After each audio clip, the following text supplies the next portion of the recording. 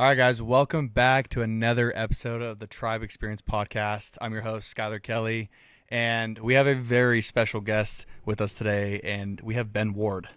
Ben, what's going on, man? What is up, brother? Dude. Good to be here with you. You're so awesome, man. We had the privilege. We're in a little leadership conference right now, per se, to jumpstart our summer. It's like our kickoff, and you got to come in. We've had the privilege to have you in with us for sure, and you just spoke to all the guys and the girls about leadership and what it takes to really be great in the mind, body, and spirit, basically, to sum it up, right?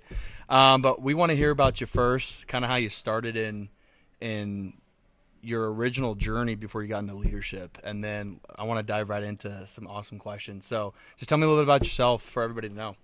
Yeah, so I learned that knocking doors was super hard, but I enjoyed it. I served a mission for my church for 2 years, and when I got home and I found out that one of my companions went out and made $10,000 in a summer knocking doors. Oh, And I'm just like, what? He's like, dude, if he can do it, he got home from about a year before me, and if he could do it, like I could do it. And so my goal, my first year, was like, I'm gonna make 10 grand and change my life.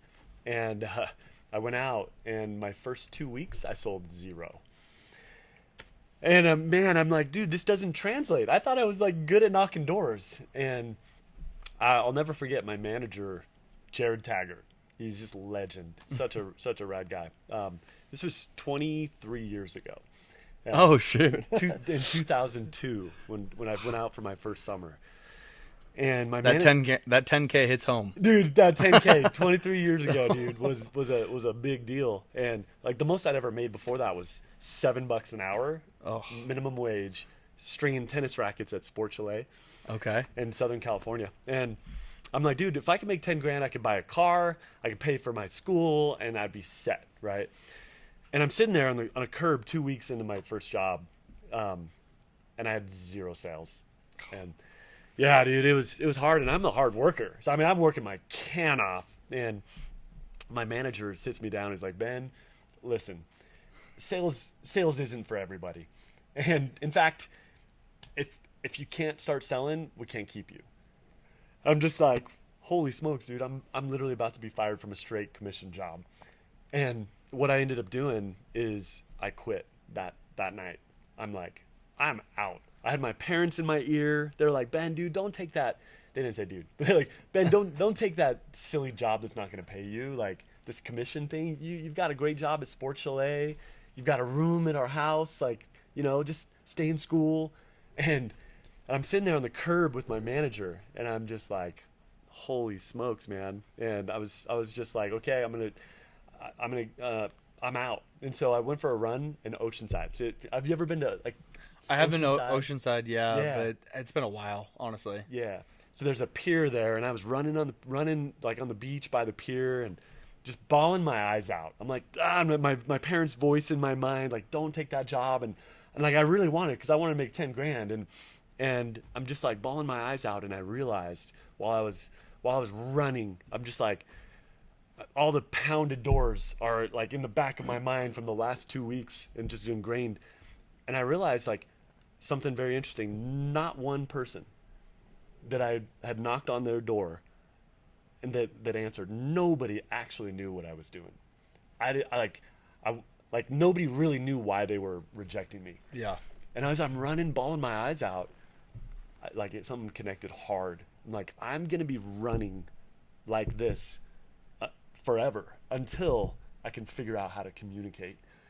And so I'm kind of just going straight into the deep end and telling you like some like hardcore lessons from my life. Yeah. But I learned the biggest shift. What shifted for me was success was a sale. And prior to that time, success looked like me making a sale. And so I had zero success. And while I was running, I just realized, you know what? I've got to change what success looks like, or I'm going to suffocate, and I had this realization that if I can learn to communicate in the hardest scenario where they don't know me, they don't like me, they don't want me there, and if I can figure that out, which a lot of people had figured out, I hadn't yet. If I could figure that out, I could do anything. So while I was running, bawling my eyes out, I made a commitment right there. I'm like, I'm not quitting, and I'm going to shift. I'm going to shift what success looks like, and I'm no longer gonna show up with commission breath of like, I got to make a sale, all about me. And I committed to learn how to really communicate. And dude, I packed my bags back up. I went to work, and I doubled down on learning everything that I possibly could about how to communicate in sales. What is sales? Where does even the word sales come from? Which we could talk about in this conversation if we want to. But from there, dude, I ended up making $25,000 that summer by not quitting. It changed my life. And 2003? That was in 2002. Yeah. I was 6. You were 6 years old. Let's go. I know, man. Dude, I was out there sweating, pounding the pavement. You were 6 years old. Dude, you know what's funny is our good friend Derek Childs. I don't even think he was born yet, was he? Bro. Maybe How not. old is Derek now? Dude, No, I think Derek, he is. I think he was dude, born. He might not have been born. He was in diapers. Derek was in diapers, Dude. and I'm out there sweating. And that's how you and I have connected, because of Derek. Derek. You met. DC baby. I Yeah, love that Diet guy. Coke. You know, he's got all the nicknames, right? I hadn't thought about that one. Oh, Diet DC Coke, yeah. makes me think of Diet Coke. Oh yeah. Oh yeah. It's, Dude, I need one right now. We got this nice shoot. water though. I know. I got my Stanley here. Got to have hydration at 8 p.m. Right? Yeah, that's right. But Ben, yeah, you mentor Derek. You mentor a lot of guys in the tribe, our region. Okay. How many do you know off the top of your head that you're working with individually right now? I don't. Somewhere. Depends on how you slice and dice it, but Yeah. between mastermind groups that I run that are in, there's been probably 20 plus that I've worked with in that way. Mm-hmm. Spoken at the tribes events. Mm-hmm. I mentor one-on-one, three or four, or either have or am currently mentoring. Yep. Cool. I have to ask, what is the difference that you feel when you work with top leaders like Derek, Conche? I think you work with Braden too, right? Oh, Is that correct? Yeah. Absolutely. So when you work with them, what do you feel like is the biggest difference with them working with you and their success right now in their career, and maybe life as well? What do you feel like is that big difference? You know, the biggest difference is a decision that they make to be a learn-it-all. So the word decision to me is super important. I feel like the word decision just comes from the Latin decidere, which means to cut off. Literally cut off. And so I think one of the biggest things that these guys do is they cut off from mediocrity, and they say, all right, listen, I'm going to level up. And that decision is like the majority of it. Yeah. And then when we come to work, it's not cheap to work with me. Yeah. And so like when they decide, okay, I'm going to get a mentor, and I think one of the wisest things to do is look at who has already done what I'm trying to do, seek them out, and then you pay them, and you pay them whatever. If somebody has already mastered what you're trying to do, and you trust them, you like them, they're aligned with kind of your life goals and objectives, which that's one of the things Derek Childs constantly tells me. He's like, Ben, I want I've sought you out as a mentor because like your lifestyle, beyond just business, beyond just sales, beyond just leadership, your lifestyle is where I want to lead my life. And so I love that because Derek has made a decision to level up in his life, and then he's sought out mentorship from somebody who's living the lifestyle that he wants to live, and you hitch your trailer to that formula for success is just super powerful. So what somebody's going to get, like, I'm not the right mentor for everybody. Yeah. Yeah. But for somebody who really wants to have a balanced, healthy lifestyle with their family as a priority, and with their God as somebody that they want to hitch and strive to do the best they can as from a, like, even a spiritual standpoint that wants to level up. I'm not talking about religion. I'm just talking about living core to the principles that they live, and somebody who wants to learn from somebody who's built lots of teams. I've scaled one of my businesses to 2,000 salespeople, and I've taken that company public. And so, I'm the leadership track from sales to leadership, all the way from the very beginning to assistant manager to regional manager to VP, all the way to entrepreneur ownership, business ownership. That pathway, if you want to learn from somebody who has a lot of experience and that really strives to live principally based, for somebody like that's looking to have that as their lifestyle, I could be a pretty good mentor for them. That's awesome. It's really funny because I think a lot of people, the average person, isn't going to find value in paying somebody to coach them, Yeah. right? Especially because we have a lot of coaches nowadays that do it for free in sports, for example, right? So I guess, especially in our meeting recently we had, I heard you say, hey guys, transparently, I'm $10,000 a month, right? Did I get that correct? To mentor one-on-one with me. To mentor one-on-one. It's 10 Okay. grand, yeah. I'm sure masterminds are different, right? I have different offers and different things. I only take on 3 clients at a time. Okay. And I have a wait list for that. And Oh, in wow. fact, last quarter I opened it up, and I took on a few more than that. Uh-huh. But that's anyways. But yeah, so I take on 3 clients at a time. I facilitate mastermind groups. I speak at leadership events. Yeah, I keynote all of. I just came back from Costa Rica this week. I spoke at a leadership event out there, and we did a mastermind with a rad healthcare company that I do some work with. But So cool. yeah, Well, getting back to that topic of just paying for a coach, Yeah. what's the value in paying for somebody to coach you in life? yeah, I feel like kind of what I shared a little bit earlier is when somebody decides like, hey, I want to level up. Part of the half of the value is like paying for it. Yeah. And if you don't pay, you don't pay attention. Ooh, bars. That was a bar right there. Yeah. Yeah. So, I mean, when you pay, you're serious. And that's where I talked about the word decision, decidir, cut off.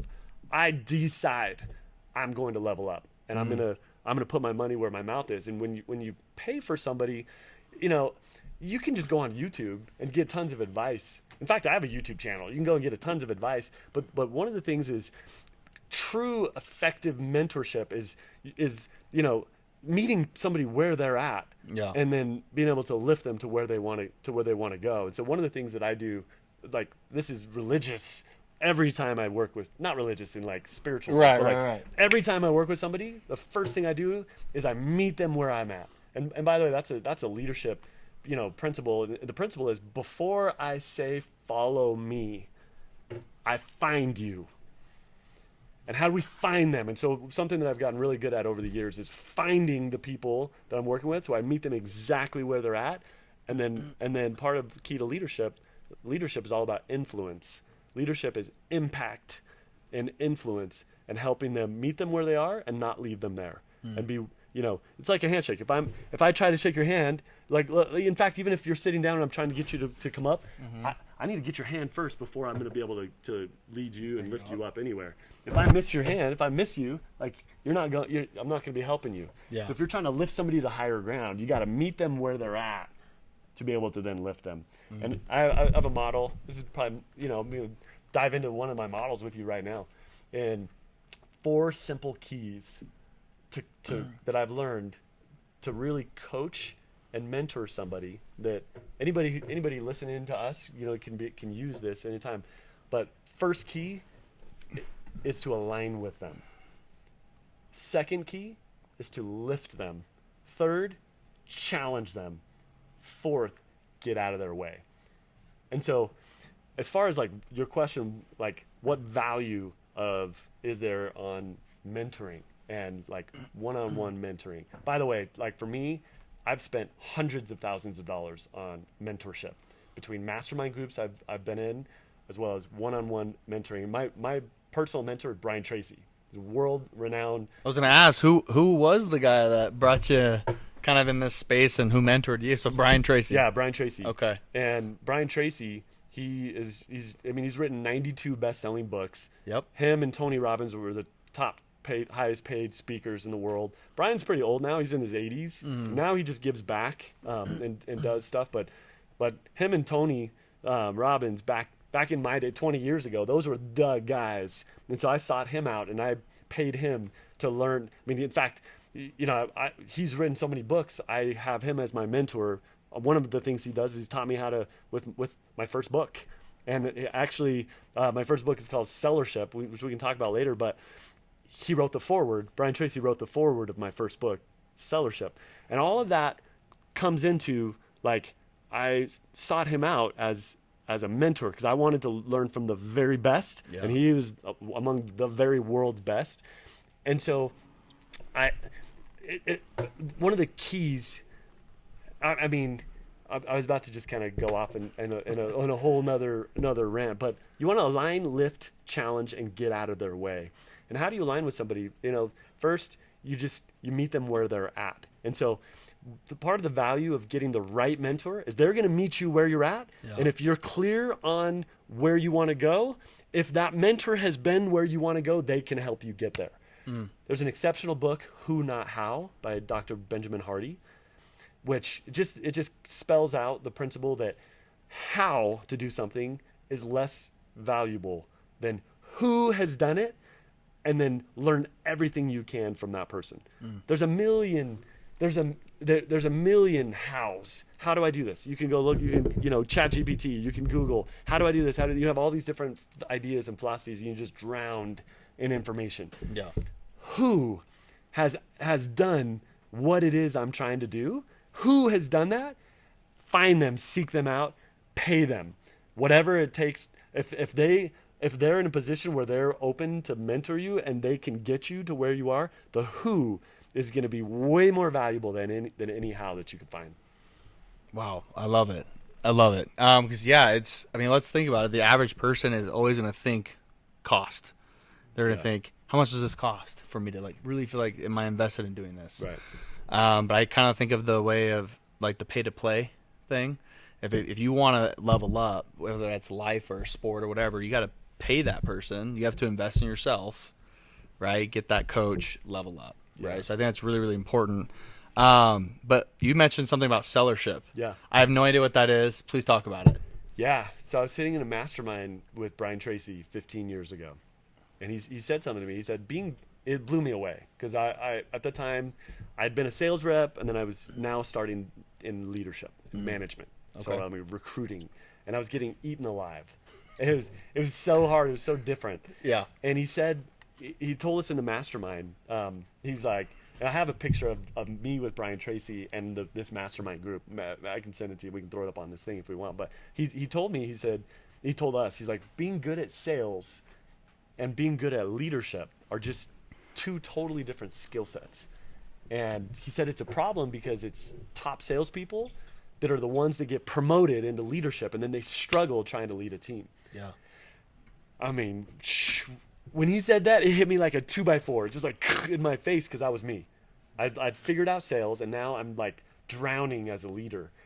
And it inspired me. And he said something. He's like, anybody that helps to crack the code on what it takes to transition from sales to leadership is going to make a massive contribution to the world. Yeah. And I'm just like, holy smokes. I'm sitting there. I'm like, I got to figure out how to lead. And so then I doubled down on like, okay, every leadership book, every leadership program, every single thing I could do. I was joining masterminds on leadership. I like sought out mentors, paid for mentors to teach me how to lead. And I mean, there's a lot. I mean, back in the day, like I didn't have the money to pay for it, but it's like, I just came from the mentality that I don't not have. Like I put on credit cards. I took out loans so that I could learn the skill to become better at leadership. And so all that be said, fast forward 15 years from that point, maybe it was 13 years, 15 years from today, but like 12 years from that point, I spent 12 years learning the skills of what it takes to effectively transition from sales into leadership. And then I've also mentored and guided people, high performing salespeople, into leadership. So I wrote a book about it. And I found there's a blueprint, and there's 7 strategic anchors of what it takes to go from personally being great at sales to then being able to lead a team and leadership on helping other people to be good at sales. And it's a different skill set. So I wrote a book about it, Sellership, coined the name Sellership, sales to leadership. Brian Tracy wrote the foreword of that book. I asked him, I reached out. I was like, Brian, you planted the seed so many years ago, and I've cracked the code. I have a platform that I've built and a blueprint to help people do it that I've vetted. I've proved it. He read through the manuscript, loved it, wrote the foreword, and so today it's the first book that I wrote. That is so cool. When did that book come out? Let's see. That one came out, I want to say 2021. So we're in 2025. Did you write that during COVID? Was that like your time to write it? No, that was so right before COVID. So that would have been 2020. No, yeah. So 2020, yeah, during COVID. But Yeah. I'd been writing it for several years. Okay. It was finally when I published it. It's Okay. like pretty much right after COVID. Yeah. So cool. Yeah. You know, I've always thought, man, do I want to write a book about like my life a little bit? Because I have a crazy story too in terms of just like my athletic career and what I'm Yeah. doing now. And I've always kind of thought about it, but I'm like, just the thought about trying to write a book stresses me out. I'm like, I don't know if I want to do that. Yeah. Yeah. But that's so cool. So Sellership, do you have any other books you've written too? Yeah. So then, part of why I had to pause because during my own personal like COVID time period, Yeah.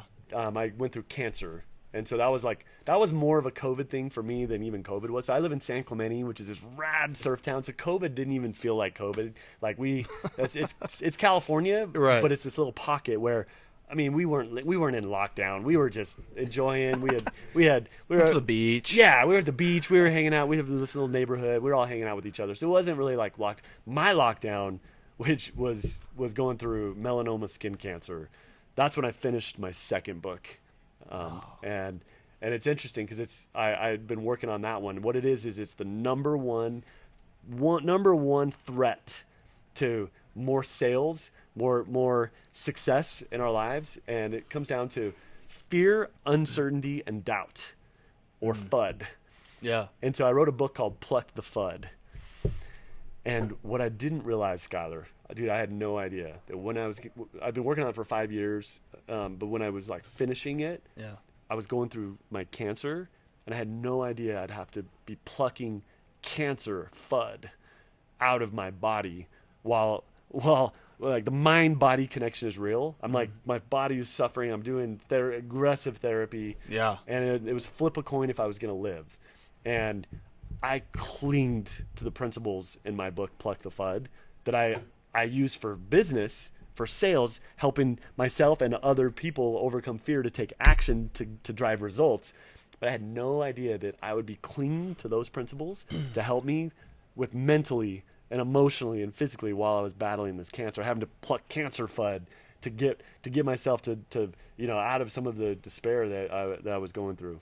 Jeez, man. Well, are you okay now, hopefully? Dude, 18 months clean right now. Oh, let's go, dude. That's so Yes. good to hear. You seem like you're doing good. So I was like, there's Yeah. no way. Yeah. Good to hear, man. That's got to be a relief. Yeah, it's so many miracles and blessings, dude. And one thing that I didn't realize from this is I had never had a time where like I had lots of people praying for me, and like, dude, I mean, there was a real power in my life, dude. I felt like I was propped up, literally just from the like love and concern, from my community, and that was a powerhouse experience for me. I'll never forget the goodness and just the how we as a community can support people around us.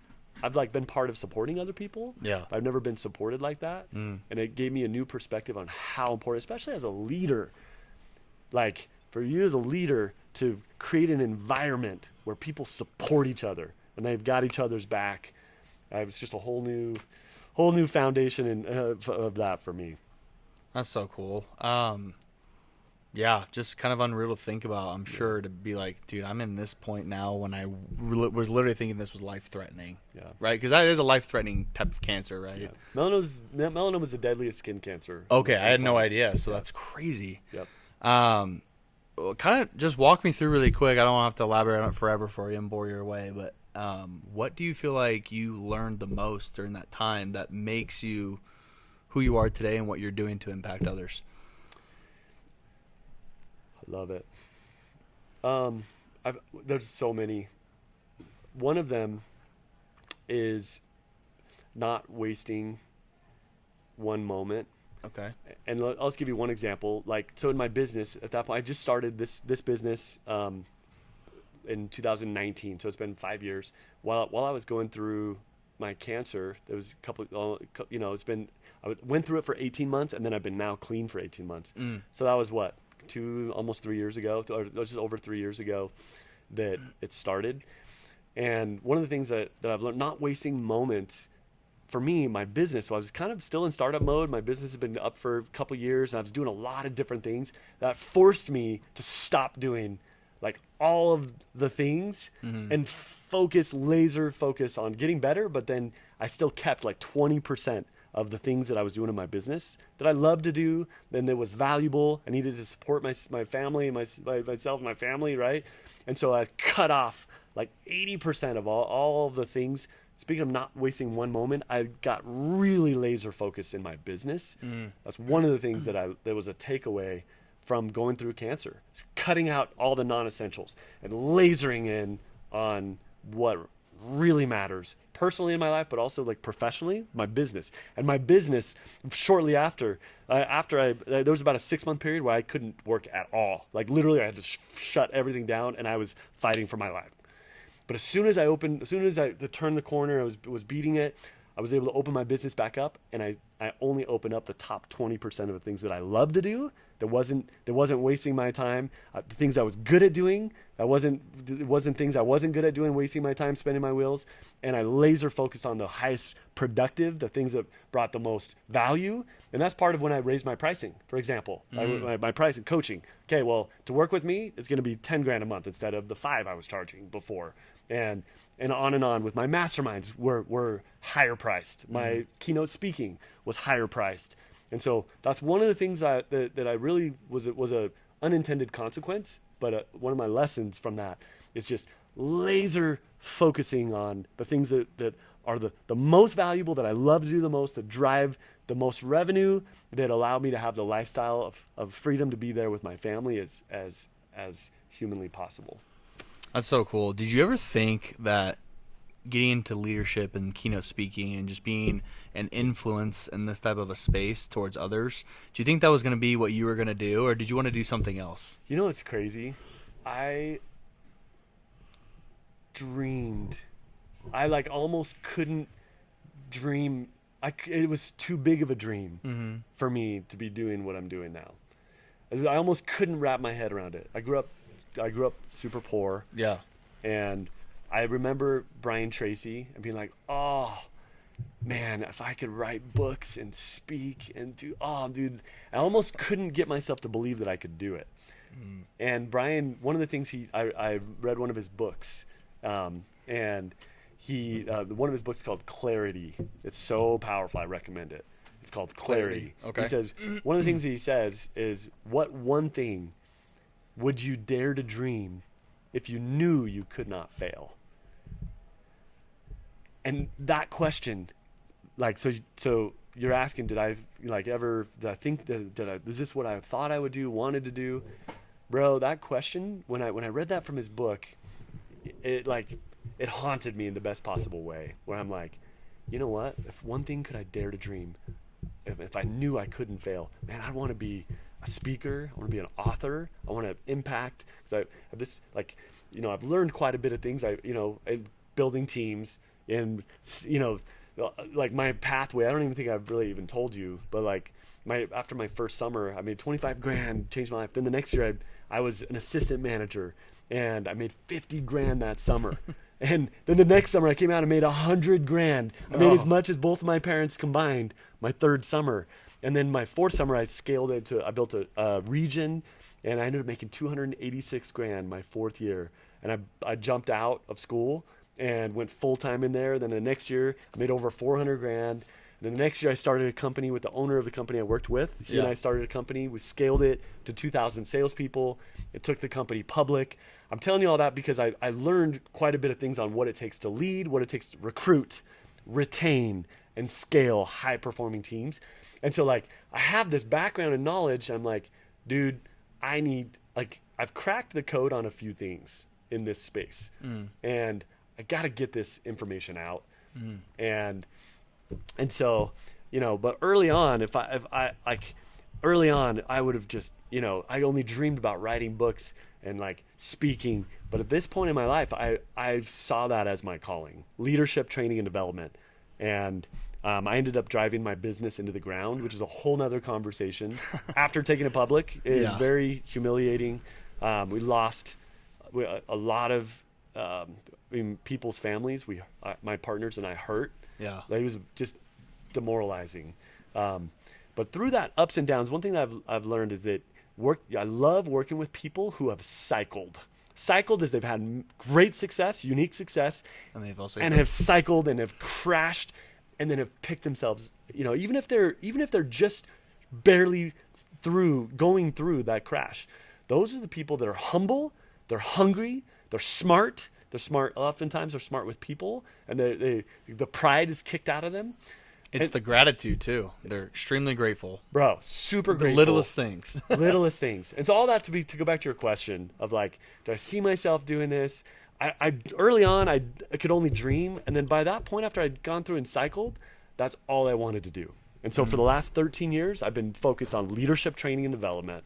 And I worked in-house for a couple different companies that were so powerful to help me, learn on the more corporate professional side. I've been like, entrepreneur style for 10 years and building teams and sales and building a company. But I went to work for a company called Plum Healthcare, and they were all about leadership training and development. I did that for 4 years, loved it. Then my buddy started a company, and they were scaling from 80 million their second year, and then I jumped in and helped them develop. We scaled to 2.2 billion, and so we did that. And all that to be said, leadership and training and development was my core there. And then I started my business, Forward Leadership, what I'm doing now full time, last 5 years, coaching, speaking. I speak all over the place. I go to leadership events, and that right there, I look back at myself 20 years ago, where I could barely dare to dream what I'd be doing, and living that now is very humbling. And I've been kicked in the teeth so hard that it's not like I'm so amazing. It's literally, man, I have failed in so many different ways, and I know how not amazing I actually am. But I love being able to help people see around corners so they don't have to make some of the same mistakes that I made to be able to achieve the result and lasting results from it. You know what I think? This is probably not something a lot of people think, but I think this. And I know this actually because I've learned this in my own life. But it's so funny when you go through the worst of the worst. This could be a financial crisis. It could be losing your house, bankrupt. I mean, whatever you want to say, that's the worst of the worst in your life. When you go through that, if you take that as a straight up lesson and you're now turning your life into the positive direction that you want. That's that cycle you're talking about. You hit the rock bottom. Now you're going up. And guess what? For me, when I figured that out in my life, when I felt like I really hit rock bottom, I'm like, there's only one way I can go. That's up. And so once I figured out I can go up from there, my life just started to change in every single way. So I think it's so funny that the most successful people I've met, not one of them has ever told me that they've never failed so many times. And I mean failed as in like rock bottom, like bankruptcy or close to bankruptcy, losing their homes to foreclosure. I mean, you name it, right? Tax issues, all of the above. 100%. Divorces. But then they turn around and they end up making this really successful lifestyle, whether that be financially as well as spiritually and career-wise. So it's really impressive. And I think it's so important that for anybody who's listening to this, if you are failing and you feel like you're at rock bottom, there's only one way you can go. That's up. You can only go up from here, and there's light at the end of the tunnel. And then now it's your purpose to like determine like, okay, what did I make mistakes on before? How can I move forward in the best way possible to not make those mistakes again and continue to be better? But I firmly believe that's how millionaires happen, or billionaires. They go through the worst of the worst, then they're the ones that make a lot of money and make impact. 100%. Yeah. So I'm glad to hear, not glad that it happened to you, but glad to hear that, this is a trend. When I meet a lot of high level people, this is the same trend.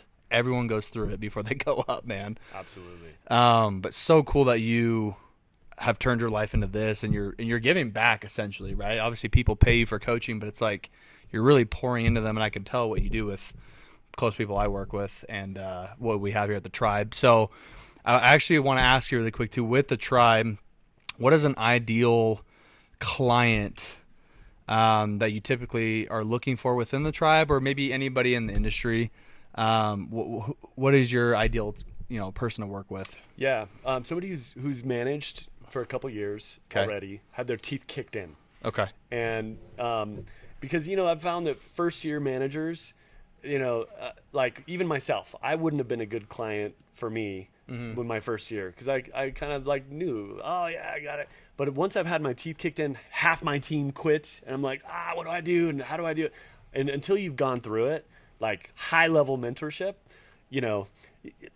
like at least like with me, somebody with like me is probably not the right fit. But after a couple years, 1 year maybe, 2 years, yes, 3 years, where you're going and you're ready to level up. You want to really grow. And I look for three things: somebody who's humble, somebody who's hungry, and somebody who's smart with people. And I mentioned that a little bit earlier, but humble, hungry, smart, those are the criteria. I love working with people that are humble, coachable, and teachable. Hungry, they're willing to pay the price. And they're smart with people. They're like, they get, that doesn't mean their IQ is smart. They have a good EQ. They have a good emotional, but they basically are able to like connect. And I love working with people that just like can really just, a lot of high performing salespeople are really good connecting with people. Yeah. But one of the biggest things that I'm doing right now is I'm helping the regional managers help transition their high performing salespeople that are transitioning into leadership roles, and helping lay the red carpet out for those regional managers to help develop those leaders in a systematic way. So really, like, my ideal person is like a regional manager. Maybe it's even they're starting as a regional, and they're just they have a couple years under their belt, and now they're kind of building beyond their team. That's my ideal person. That's really cool. Is there anybody else that you coach that's not in door-to-door sales? Tons. About half of my clients are door-to-door. Okay. And obviously, you talked. Sorry to interrupt you, but you also talked about the big companies, big like keynote type stuff. Yeah. That you work with, so big mastermind groups with them. Yeah. Is there like athletes, musicians? I mean, anybody else in different industries that you work with as well? Yeah, absolutely. Okay, cool. So I do keynotes for all sorts of different companies. My niche is sales leadership. Okay. So like most companies on the planet have sales teams, and there's like leadership. And so there's a lot of people that speak on leadership. There's a lot of people that speak on sales. Very few effectively speak and train on focusing on the sales leader. Right? Okay. Yeah. Like leadership. How do you lead your team? And so I don't do a lot of sales training anymore. Yeah. Kind of graduated from that. I don't do a lot of training. Like, here's your pitch and your tone and your stance, and here's the question-based, all that, all the sales principles, are so powerful. And sales is, I love sales, but like for me, leadership, working with the leader. So to your question, like I just mentioned, I literally just got back from Costa Rica. I was with a healthcare organization that's scaling like crazy. They're the largest franchise. They have over 300 franchises all over America. Big business. And I went to their incentive trip and was working with them. I've also spoken at their leadership events for the last 3 years. And one of the best compliments that you can give is like bringing me back to speak at your, in year after year. And so the last 3 years I've spoken at their leadership event. And so that's one of my great clients. Another, I'm doing a mastermind right now with another organization, not in door to door. And we're meeting every 2 weeks, mastermind. And then I'm also mentoring their executive team, but specifically working with their sales owner. One of those three owners, one of them is focused on sales. I've been mentoring him for the last 18 months.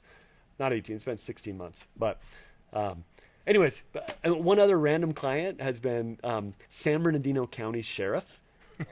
and the reason why it's so random, but it's actually not, because they have high-performing police officers that get elected into roles that are now managing millions of dollars of budget and leading hundreds of people.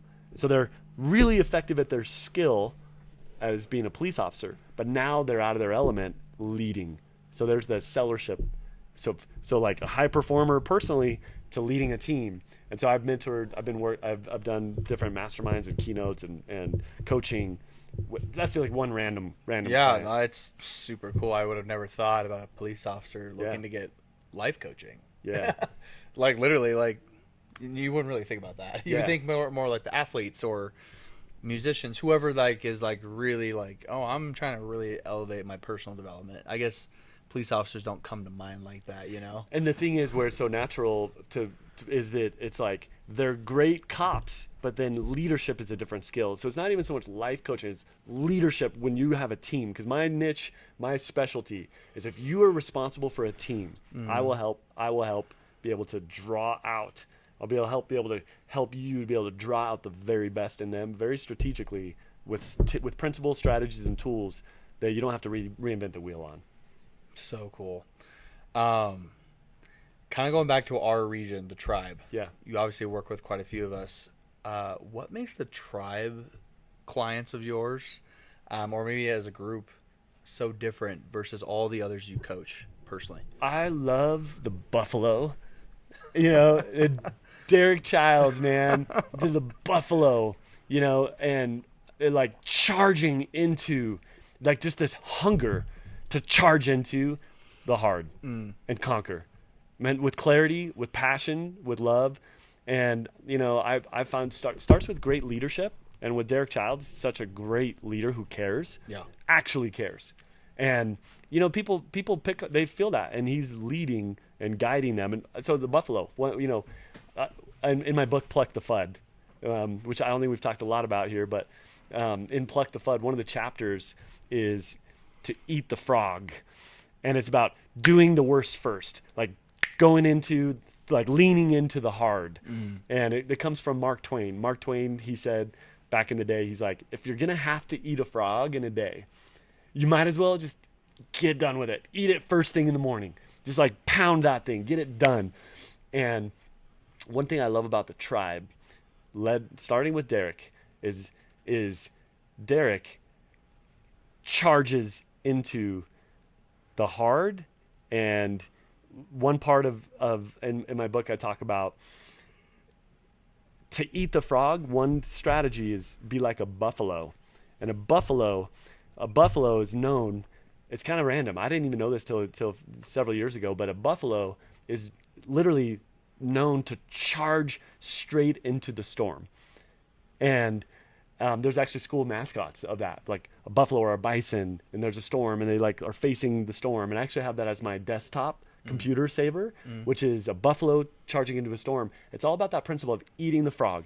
And so the tribe specifically, I mean, you got like Eric Conche, you've got, you know, Derek Childs, you got all these rad guys that are just... By the way, Eric's 19 and you're working with a stud. Dude, he is such a stud. Talk about leveling up, that kid, man. Yeah. And so that, I mean, the reason why this even comes up is because I just, in my mind, I'm just see the tribe. I think their mascot or like their thing is a buffalo, right? Yeah. And it's just that principle of eating the frog, like doing the hard, feared things first, and it's the principle of the buffalo charging into the storm. And the fact that that's their mascot tells me so much. You know, already I don't even have to know that. I just see them hungry. I see them pushing. I see them willing to do things that are hard, that also move the needle. We're not talking about just doing hard things for the sake of hard things, but identifying what is the tribe. Derek Childs is so good at leading his team to be clear on what they want and go after it. And like that buffalo spirit, to me, I found that lives in the tribe, and I love that. And I love working with the tribe, man. I love it. Well, obviously you're not able to probably work with everybody in the tribe individually, just based on many different factors. Yeah. Okay. What would you say is like a best resource recommendation for a new leader and sales rep within the tribe? Yeah, absolutely. I mean, first of all, listen to everything that Derek is teaching. Listen, I mean, this podcast right here, what an awesome thing. The different people that are on here, studying that up. I would challenge you to feed your mind, constantly feed your mind. The world's going to try to feed your mind for you. Yes. I'd just be intentional. Feed your mind. So like this podcast, I would, I mean, I have a YouTube channel. I'm not trying to be a YouTuber. I'm not even trying to like get subscribers or anything like that. But I woke up one morning in sweat, middle of the night. I'm like, if I die, all these principles that I've learned are just going to be buried with me. My kids won't even know like all these things I've learned. So it's been a few years now. I've like 250 videos, short videos. I do like one a week where I just put out trainings on there. That's free. If you're in the tribe, you ought to just go get those free videos. Ben Ward Leadership on YouTube. You ought to check those out. Some free stuff there. Heck yeah, YouTube University, baby. YouTube, yeah, that's right, man. That's awesome, dude. And I love how you said that, because seriously, the reason why Derek and I decided to do this podcast was, number one, pour into the tribe, give them more info, more resources. Yeah. Because you literally said it, feed your mind, and this Yeah. is good stuff. We feel like to help everybody elevate. But I love what you said about yourself personally.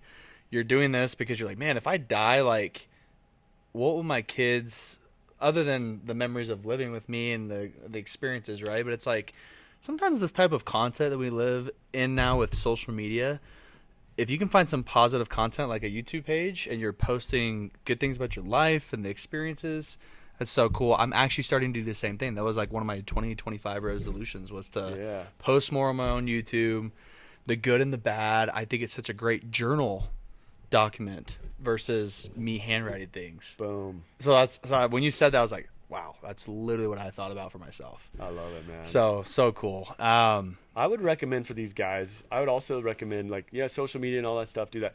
LinkedIn, for this age group, isn't really on a lot of people's radar, but it really, it really should be.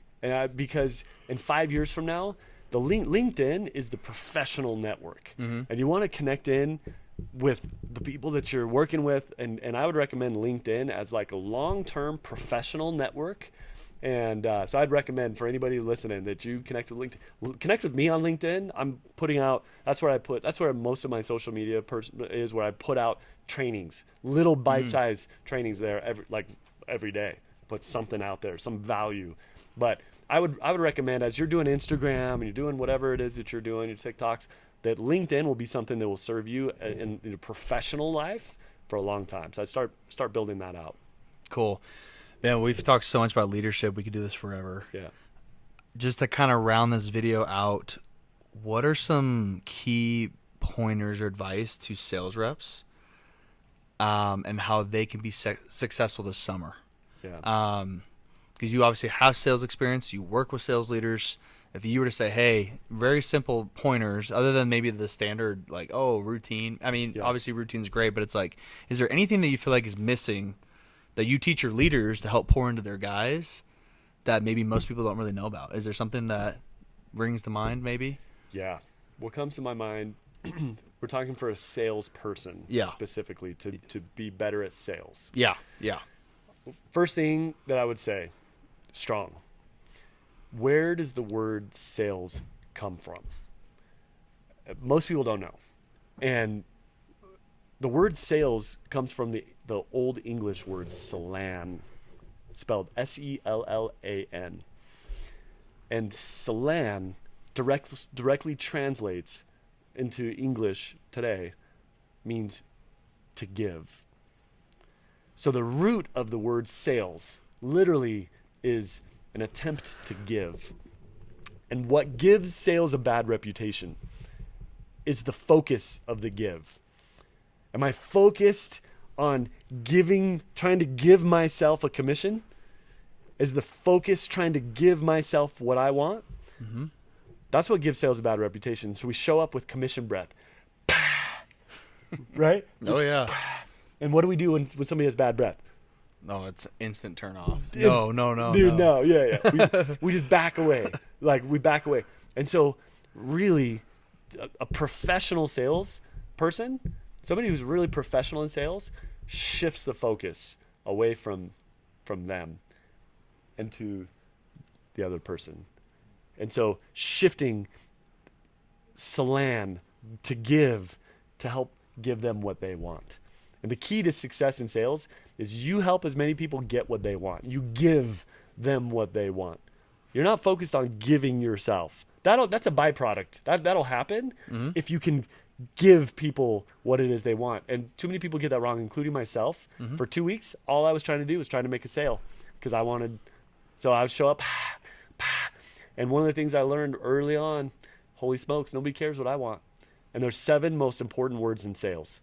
It's not about you, it's about them. Make it about them. And I teach in my book, Sellership, how do you make it about them? And I have the whole acronym Sellan that the book goes through, Sellership, it goes through. And for a leader to be able to teach their rep teach their salesperson how to slam and how to give people what they want. So cool. Everybody needs to get that book, Sellership, Ben Ward, myself included. Let's go, I man. love it, man. I do have to say a couple things that I learned from you speaking tonight. Yeah. Okay. That hit home with me. And if you can help me elaborate on this briefly, that'd be great. Yeah. Because I don't want to butcher it. But I made notes for it. So you said something very interesting tonight. You said, give yourself a kick in the ass. Okay. Which means, in my understanding, find something that makes you tick, so that way you don't want to like do that punishment. Basically, is that something? Am I on the right track here? That's kind of what I was learning from it. It's like, hey, if I was put in a situation, let's say in sales, to go get this goal done, but I don't feel the urge to do it, well, what's going to make me tick to where I don't want to receive that punishment for not doing it? Is that right? Yeah, totally. So Okay. in my book, Pluck the Fud, one of the chapters is titled A Kick in the Rass. Okay. And the RAS is that RASS? RAS, and it stands Oh, for okay. the Reticular Activating System. Okay. And it's about the size of a pinky nail, and it sits in the back of the back of your brain here, mine, Okay. all of us. And what it is it's what filters our focus. And you probably notice if you're looking at a car, what do you start seeing? If you're looking for you're gonna get a black Honda Accord. What do you start seeing more of on the road? Black Honda Accord. More black Honda Accords. And all of a sudden, they just started making a bunch more of them. And the reality is, of course, they didn't start making a bunch more of them. It's that you notice them. And that's your reticular activating system at work. And so what happens is you want to give yourself a kick in the RAS, in the reticular activating system, to filter your focus. And so, because where focus goes, energy flows. And so you give yourself a kick in the RAS by getting very clear on what it is that you want. And so, how do you get rid of the FUD? How do you get rid of the fear, the uncertainty, the doubt? One of the ways is you give yourself a kick in the RAS, a kick right here in the filter of your focus, a kick right here saying, like, this is what I want, very clearly. And all of a sudden, it sends a signal out. And it's almost like it has satellite antenna. It sends a signal out that sends and receives signals to help you get what you want. And when you know what it is that you want, and you're clear on it, your ears will start hearing things that will help you get what you want.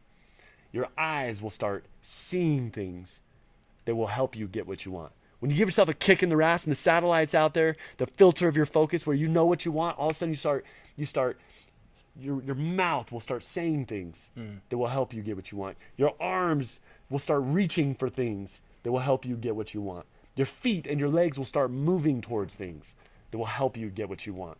So you want to give yourself a kick in the RAS. And the way you do it is by getting crystal clear on what it is you want and send that signal out. Hey, send it out to the world, yeah, man, kick in the RAS, brother. Dude, I love it. Last thing I learned that was pretty cool. I guess I've known this all along, but it's just one of those things that just kind of made sense. Your mind and your heart control your feet. What does that mean in this context? How did that make sense to you? How did that click for you? It's almost like it's like following baby steps, I guess. It's like, hey, your mind is what triggers your body to do certain things, so they're connected and intertwined, and the feet are like the results. Yeah. So it's like, hey, if you get your mind and your body to connect, you're naturally going to get the results that you want. If they can't connect, then you're going to be all over the place and you're not going to be able to get what you want. So therefore, your feet are all over the place. Yeah. I don't know. Does that make sense? Yeah, totally. So, it's like the world's simplest leadership tool that I highly recommend for any leader. You don't know enough about the person that you're leading if you don't know this about them. Where's their mind at? Where's their heart at? And what are their feet doing? So let's just break this down. The mind, when I say where's their mind at, what are their goals? Like, what are they really trying to do? Not the goals that you as a leader give them, but their goals that they're actually trying to hit this year, this month. What is it specifically? Where's their mind at? And you don't know enough about them if you don't know what they want right here. And can they see themselves achieve it? That's another question. because sometimes they have a goal. Some people will have a goal, but they're like, it's like not even attainable in their mind. So you want to make sure you align to where it's like, boom, I have a really crystal clear goal that I'm trying to hit. And I see myself hitting it. That's the mind. You don't know enough about the people you lead if you don't know what their goals are. The heart. Why do they want that goal? I'm not even talking about like the deep-seated why, 7 layers deep why. I'm talking about they have this goal. Why do they want that goal? What does achieving this goal bring into their life that they don't have, that makes them tick for it, that makes them want it, that gets them up out of bed in the morning to be able to drive towards that goal? Because our hands won't reach out for what our heart does not long for. Mm-hmm. If we don't want it bad enough, we're not going to get ourselves to take the kind of action that's needed to get ourselves into gear to make happen to be able to achieve those goals. So you want to align the mind goals with the heart. Make sure those are in alignment. And the grand truth that I've learned, my friend, is the mind and the heart control the feet. So if somebody's having a feet problem, if somebody, maybe their results are suffering, the feet represent results. So if their results are suffering, too many leaders hack at the branches of, I'm going to do this and that. And the secret is, what do they want? Very clearly. Is it crystal clear? Why do they want it? Is it deep enough? Is it strong enough? Because if they don't want it bad enough, they're not going to get themselves to it. And that's why their feet are either struggling. But if you align the mind and the heart control the feet. Yeah. So it's the world's simplest leadership model. I don't know enough about you. If you're on my team, like, let's say you're my leader. You don't know enough about me. If you don't know what are my goals, why do I want those goals, and what are my feet doing about them? Love it. That's so cool. Ben, we seriously could be here forever. I love it so much, and I appreciate you being on with us.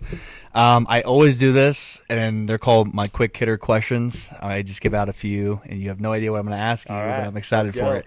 Get some water. Well, first of all, a little backstory. I've seen you at the gym once in Saratoga Springs, Vasa. Shout out, Vasa. Yeah. But obviously you didn't recognize me, but I definitely recognized you because of Derek, and I was like, oh, shoot, Ben Ward's here. Okay, cool.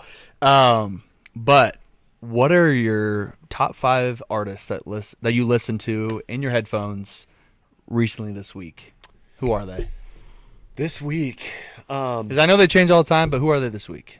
So my artists, so one of the things I love to do, I love killing 2 birds with one stone. Okay. So I listen to books, and I don't listen to a lot of music. I listen to books. I do watch some YouTube videos, and right now I'm for a long time I've been totally into crypto. Okay. To like Bitcoin and, yeah. and like Solana and Ethereum and all these cryptos. So I like to be up on the market there. So I'm literally watching. So you listen to people talk about yes, crypto? So one artist, Mark Moss. Okay. Brilliant investor. He's actually a friend of mine too. He's also I hired him. He's a world authority. I hired him to mentor me on a specific thing I was working on. I'll tell you, my YouTube channel. He has this amazing YouTube channel. I'm like, the principle we talked about, who already has an amazing YouTube channel that I can learn from. So I hired him, and he lives in San Clemente, and I didn't even know it at the time, but he lives in San Clemente in my hometown. I hired him to mentor me on that. So Mark Moss, that's one artist. Cool. You want 4 more, or is that good? Well, yeah. I mean, give me 4. They could be either artists for music or artists and authors, I guess, that you listen to. I'll tell you what. The all-time, so right now, this last week, I went through Outwitting the Devil by Napoleon Hill. Yeah. So Think and Grow Rich is my all-time favorite business book. It's right next, for me, it's scriptures, and it's Think and Grow Rich. And the reason why I Think and Grow Rich, I know this is a quick fire hose, but I'm going to give you a little nugget on Think and Grow Rich. The book is all about using your brain, think, to grow, the growth process, like a seed. A seed doesn't grow until it completely combusts under the ground, blows up. So the growth process it can be hard, and it is hard always. That's part of growth. It's challenging. It's like the muscle at the gym. So think and grow rich, and the riches that this book's all about is not. I was turned off early on with like this book, Think and Grow Rich. I don't want to read that. It's whatever, but the rich part.